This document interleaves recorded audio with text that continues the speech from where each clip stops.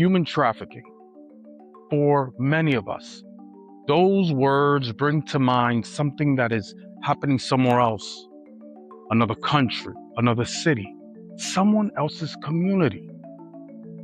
But human trafficking can exist much closer than we realize.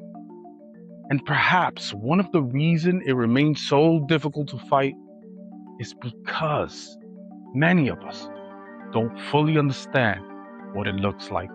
Today, on the Dr. Julio C. Caba Empowering Humans Podcast, we're going beyond the headlines. We're going to talk about the trauma, the exploitation, survival, healing, and what happens when other people, warriors, decide they will no longer be willing to look away. My guest is Dr. Kalyani Gopal, a psychologist who has spent decades working with trauma and survivors. This is Hidden in Plain Sight.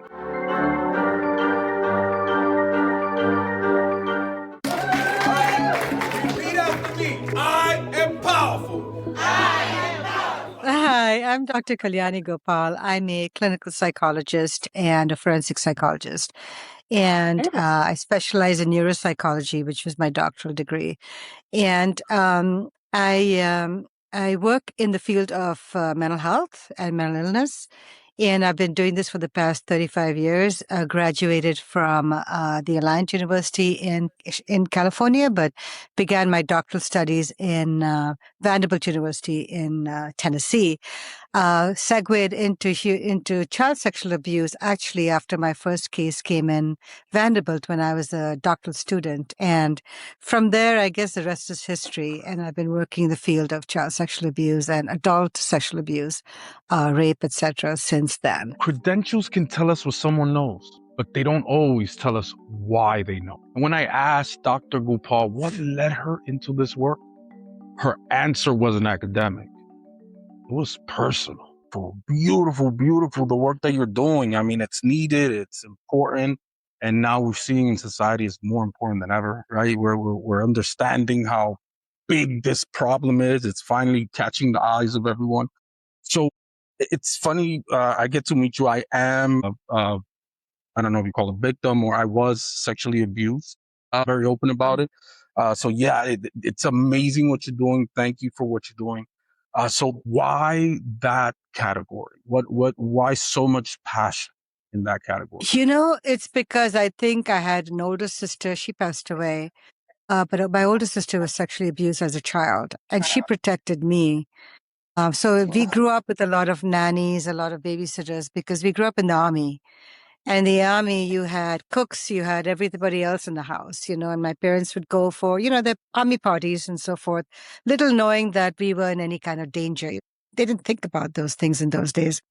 And so my sister was abused, and she grew up with a lot of issues, a lot of issues.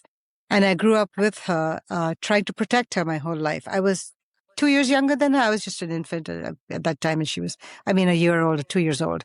And she was about 5. So she grew up with a lot of trauma because she didn't tell my parents either. And I was too young. And I was with my own babysitter. She was with hers. We had 2 separate ones. And I was protected, but she was not. And so yeah, that's the reason I think why I'm already geared towards taking care of those who were sexually abused as children. At the same time, I think children also talk to me. So my first case in Vanderbilt, I had a 7-year-old who sat on my lap. I was doing my practicum training in Vanderbilt at a school, a special education school. And a little 7-year-old came and sat in my lap, and she said, "Doc, she used to call me doc. I wasn't even a doctor at that time. Doc, my dad's touching me. And I didn't know how to react because, I had my sister, her history, but I didn't connect that with what was happening here. And I didn't know how to react at that time. And so I went right to my supervisor because I can't imagine your father touching anybody else. Yes, but dad, no. Yeah, that's almost like unheard of. In my brain, at least, it was unheard of. And so I was in complete shock. And so I went and told my supervisor, we had this child advocacy interview that she had.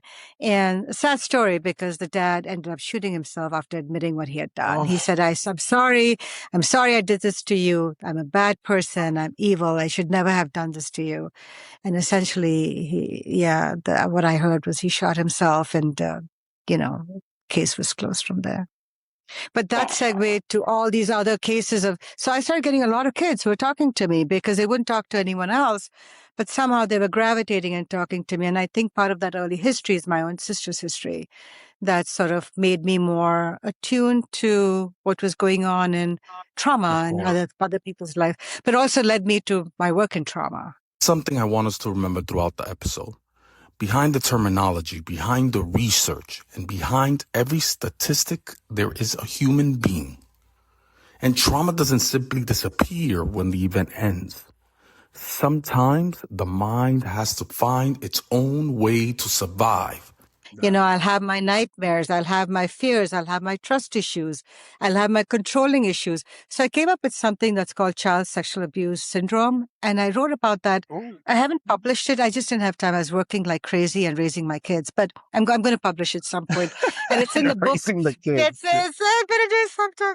But it's in my book that I wrote, The Strong Roots, Safe Wings. It's a book I just recently published. It's a reparenting book. So parents have trauma who have been sexually abused do not see that their kid was sexually abused. They could be in the same room and they don't even notice. And the kid is going, I can't trust you, Mom, because you were right there and you saw everything. Why didn't you say something? And I look at the child and say, your mom was there, but she was not there because she had her own history of sexual trauma as a child. Got it. Oh, that's a good answer to that question, actually. Yeah, it's what I call like the float. So you know how we have the fight, flight, and the freeze. I added float to it because sometimes you're just floating. You're there, right? But you're not really there. You're seeing everything, but it's like you're looking at it as an observer from the outside. The whole scene is like you're looking from, and it's part of how the brain works. So there's actually areas of the brain that'll help you float instead of actually being physically there. Even though you're physically there, you're mentally just not there. You're mentally checked out. And so that's the reason I introduced the term float, and it's in the book too, because the idea, the whole concept is that we get so mad at the mom or the dad or whoever it is that's in the room, sees what's happening, but doesn't register what's happening at all. And then walks away. Like nothing happened. And walks away. Later you say, you walked in and you saw this. No, I didn't. I never saw anything. Yeah, and some could be lying, but some are truly not there. They're dissociating to another level. It's a fascinating thing that I've seen in so many moms. And I always ask, did something happen to you as a kid? 9 times out of 10, yes. Child sexual abuse, and not only once, but multiple times over the years, and then rape, and then domestic violence, the whole 9 yards. Yeah, and that I like that float theory because even if you're the person, most of the trauma I experienced, that's how I remember it. I remember it looking at it from the outside, and so that's great. I like that you're saying that. I guess it's to protect your brain. Is that what it is? It's to protect yourself? It's to protect yourself. Otherwise, you're going to be devastated, right? You're going to be crying. You're going to be screaming. You're going to be yelling. You're going to be doing all sorts of things that are not healthy and not safe for you. So that's how your brain just encapsulates everything and just keeps it there. Understanding trauma matters because if we only look at someone's behavior without understanding what happened to them, we may be completely misunderstanding the person standing right in front of us. But there's another misunderstanding we need to address. When most people hear the words human trafficking, they immediately think about sex trafficking. And yeah, that's part of it. But that's not even the full story. You do human trafficking work as well, right? Which I know is can you explain what human trafficking is compared to sex trafficking? Sure. So human trafficking is a sale of one individual to another individual for the purpose of some sort of gain. It could be financial gain, it could be power gain, or it could be a control gain. And when they have that dynamic, sex trafficking is one type of human trafficking. So there's sex trafficking, there's labor trafficking, there's child marriage trafficking, there is child bondage trafficking, there is debt bondage, there is domestic servitude. There are child soldiers like the Boko Haram kids. There's child soldiers. Yeah, and the girls who were kidnapped, they were little girls and they were sold into slavery. That was sex trafficking there. But in Kenya, I was once, it's a small story, but I was in Kenya, I was almost kidnapped because by a child soldier. You? And, yeah, this is my field, right? So I'm sitting there, I was sitting in the van. My family had gone shopping. So we were right next to the Supreme Court of Kenya, in Nairobi. We were in the Supreme Court, right? The building was right there. And then they have like a market right next to it. It's a very common practice that they have markets. And the little market, people come and sell their wares and then they leave at the end of the day. So we had stopped at this little market that had just opened up. And they had gone out there. I couldn't walk because I had a fracture on my leg. So I wasn't able to walk. And so I had, the crutches. So I was sitting there. The crutches were laying next to me. Suddenly in the van, these two boys come, actually 3 boys and a girl, right? Young people. They're probably not more than 17, if that. 3 young kids, and they come to the car and they grab the driver's hand, and he was trying to turn the ignition on. They grab his hand and he's like shaking. So I knew something was wrong, but they came in an army Jeep, and I'm military. I'm a military brat. So for me, army Jeep is like nothing scary. But anyway, they came in, everything's, I'm like, it's life. It was life for me, right? I grew up with those things around me. And then the girl comes from the side, the passenger side, gets in. And I'm sitting at the back in the passenger seat this is like a Toyota van. I'm sitting in the back seat. One of the boys opens the other side of the Toyota van, comes in and sits right next to me. His eyes, I had nightmares for the longest time. I had PTSD after that for the longest time. His eyes were coal black. And the pupils were, you could it's like you're seeing through the pupils. It's like there's nothing back there. It was like so much trauma that this kid had. And I'm looking and say, wow, this kid is traumatized. But he had a gun. He had an AK-47 next to him. Oh my goodness. He puts that gun right next to my leg. I'm like, okay, this does not sound good. This is not going to any good place. And they're speaking in Swahili, with each other. And this boy is just looking at me. He's just staring at me. I think he's trying to intimidate me. And I'm very hard to intimidate. I work with criminals too for a living. I'm hard to intimidate. So he's like staring at me and I'm going, oh my God, this boy is a child, And then, and so he just kept looking at me. So I looked right back at him and I stayed focused on him.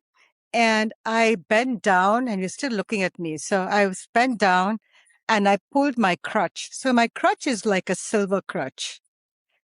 And the way the brain works is that when you're traumatized, anything shiny grabs your attention. And so, you get, it's a grab. So he was staring at the shiny thing, not realizing I had a crutch, and he was just looking at it. He was like focused on my crutch now. And with my other hand, I opened the other door.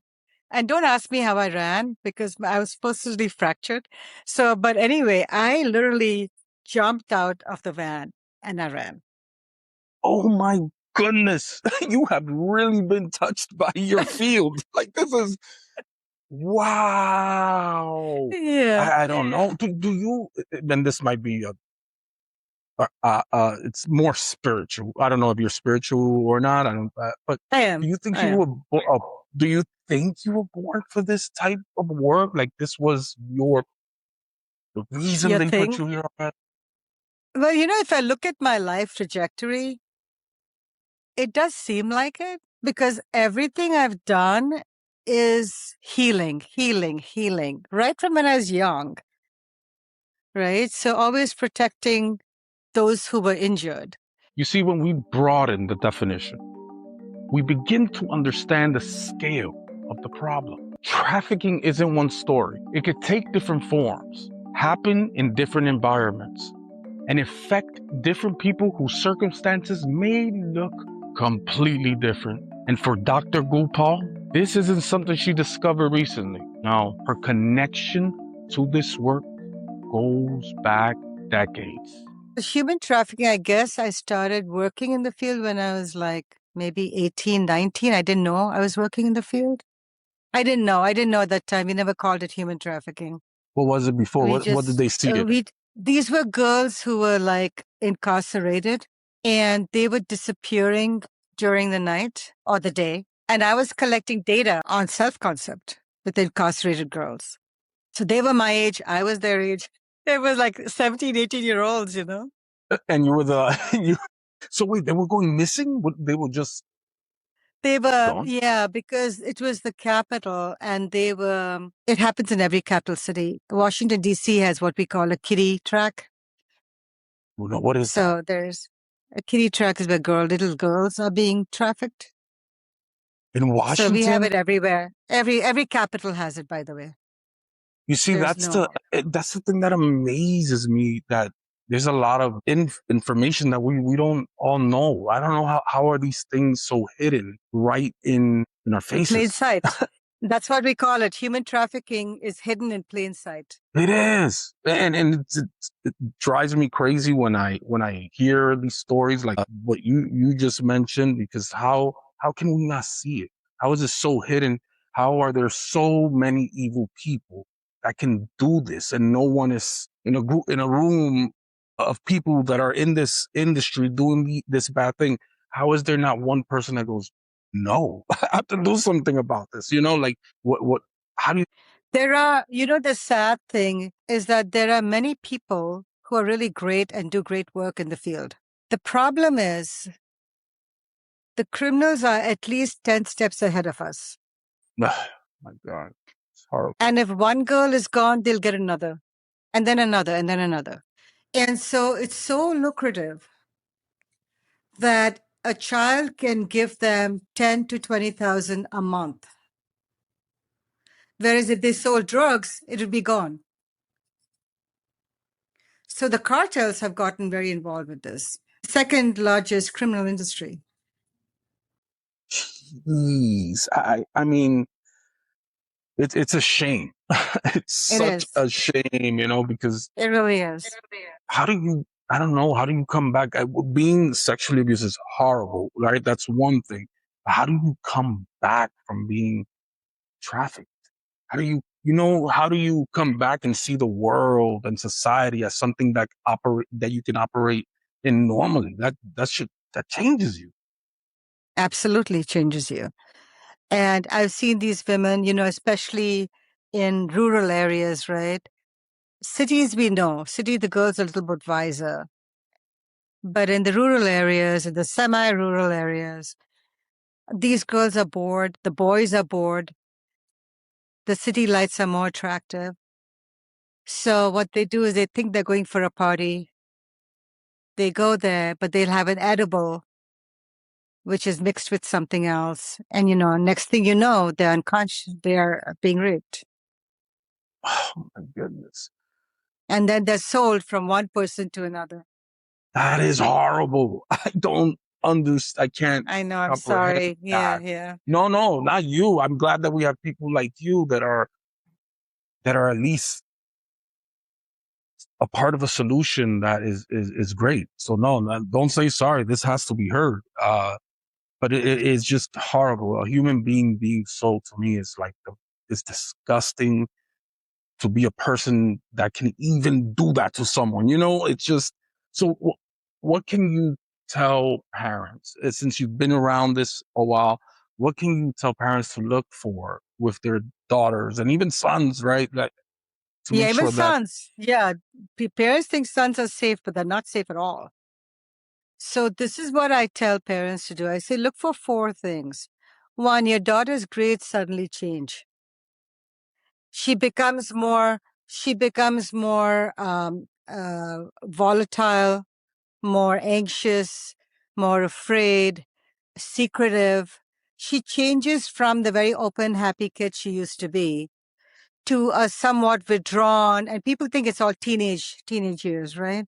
She's secretive, she's stubborn, she's acting out, she's doing all those things, running away, refusing to tell you where she is sometimes, saying she's in the library, or he is in the library when they're actually being trafficked at that moment. So kids can go for 3 or 4 hours in the evening, and you think they're with their friends, but no, they're not. And those so-called friends are usually people who they met on the internet, or it could be a senior in their own school.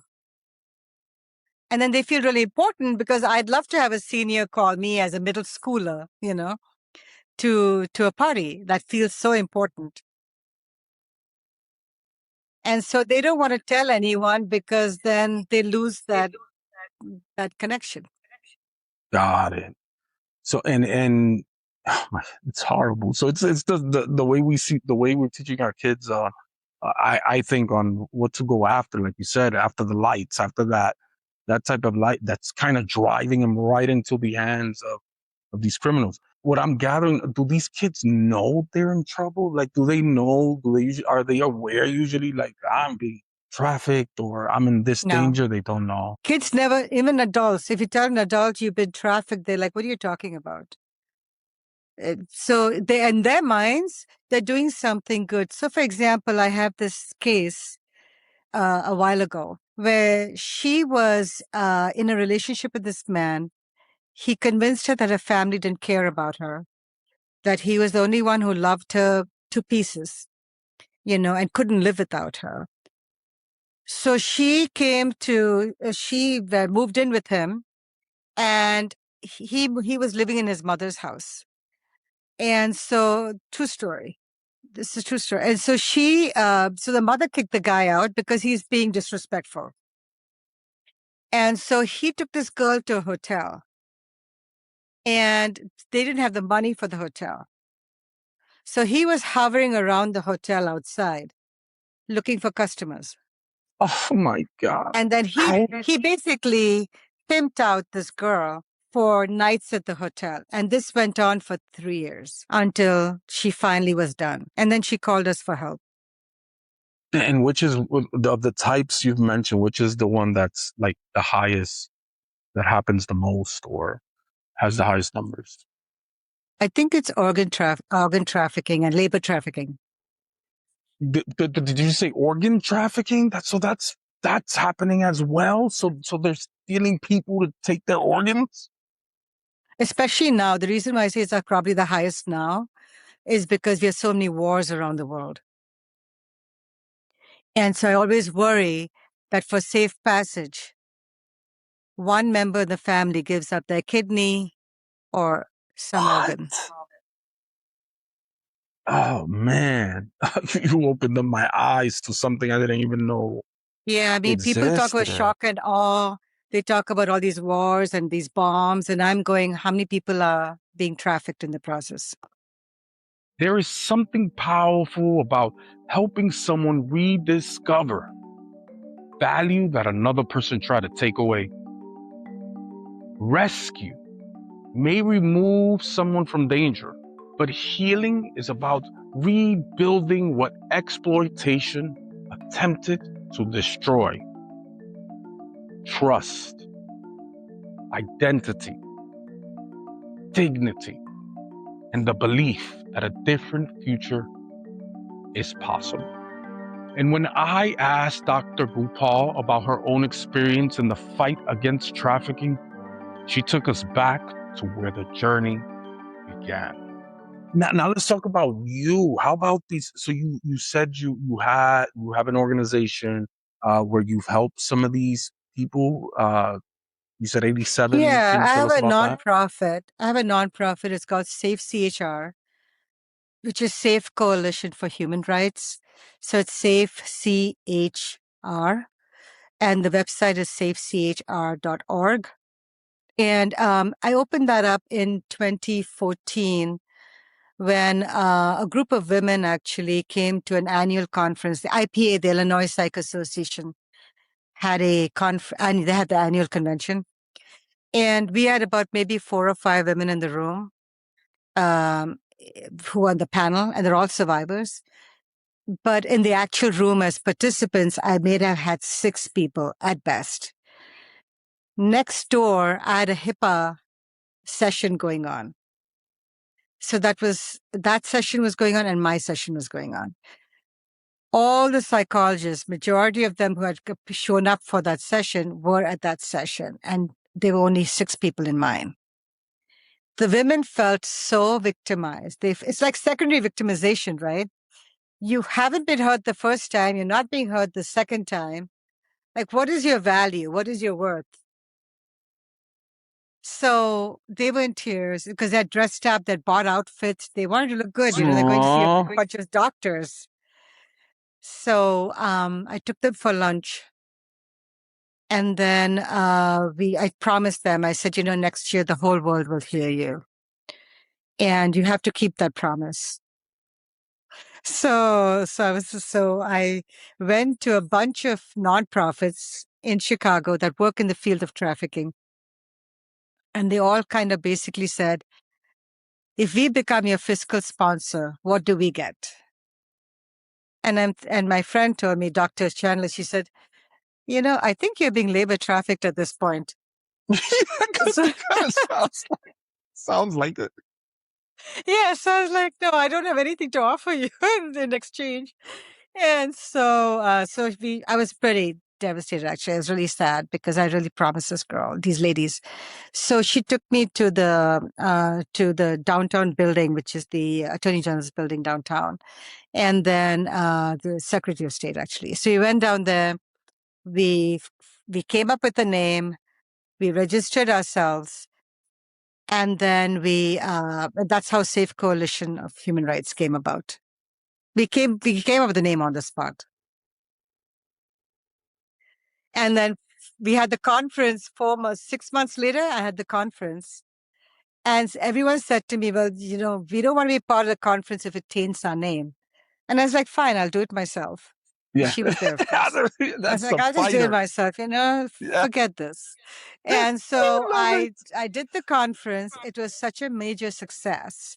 And then all those people who had dropped out from my team, who didn't want to do it anymore, they showed up as attendees. No way. That must have felt great. It was it was in Chicago. It was Oakland, which is near my house. Yeah, it was a Hilton. It was a beautiful complex. It's a great convention center. They worked really hard with me. They gave me so many discounts. I can't even tell you. They worked really great with me. And then subsequently, I've had 4 other conferences. And we've grown from like 10 countries we broadcast to the first year to 73 countries in 2019. Man, it was you should amazing. write a letter to all those amazing. people that said, what am I going to get out of it? I know. Hey, good idea. I'm going to do that. Let's remind them. This is what you could have got out of it. Yeah, this is what you would have got out of that, sir, ma'am. But the first conference was so wonderful because you switched the paradigm with people like me being experts to those with lived experiences being experts. And I run a shelter also for victims of sex trafficking. So we've had about 87 families, Julio, that have come through. And we've had 40 kids come through our program. We just had a newborn 2 months ago. It's very, very, very heartwarming. It's just probably the most fulfilling work I've ever done. It's beautiful, beautiful, beautiful, the work that you're doing. Throughout this conversation, we've talked about the problem, but I didn't want this episode to end with the problem. I wanted to know what happens. What happens when someone survives? Where does healing happen? Well, Dr. Gopal isn't only talking about hope. She's building it.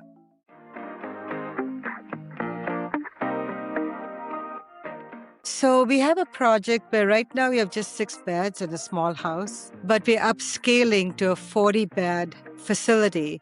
I have bought the entire property with my sister's money after she passed. She left some money. And so it's paid for completely. There's no mortgage.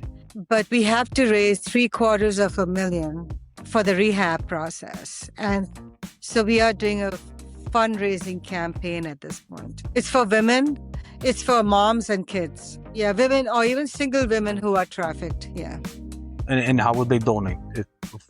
So if they can go to the website, it's safechr.org, and there's a donate button on it. They can click on it and donate. If they're not comfortable and they want to mail a check instead, then they can mail it to my office. And that's 9335 Calumet Avenue, Suite D in Munster, MUNSTR, Munster, Indiana, 46321. And they can write to SafeCHR.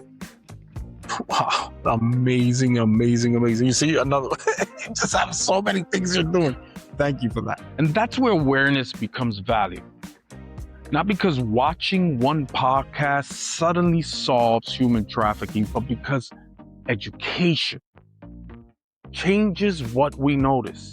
It changes the conversation we have with our children. It changes the question we ask. And sometimes changing what one person notices can change the direction of another person's life. But prevention is only one side of the story. There are also people who have already survived, and survivors need somewhere to go. Throughout the conversation, we learned that trafficking steals more than freedom. It can steal childhood, it can steal trust, it can steal identity, and sometimes a person's belief in their own value. But trauma does not have to write the final chapter. That's why the work after rescue matters. A bed matters. A safe room matters. A counselor matters. A community that refuses to give up on another human being matters. Dr. Gopal and the SAFECHR are working to turn 6 beds into 40. And for the people who will one day sleep there, in those beds, that building represents something so much greater than just walls. It represents another chance. Learn more about the work of SAFECHR and the ways you can support the mission. I'm Dr. Julio C. Caba, and this has been the Dr. Julio C. Caba Empowering Humans Podcast. Thank you for watching. Repeat after me. I am powerful.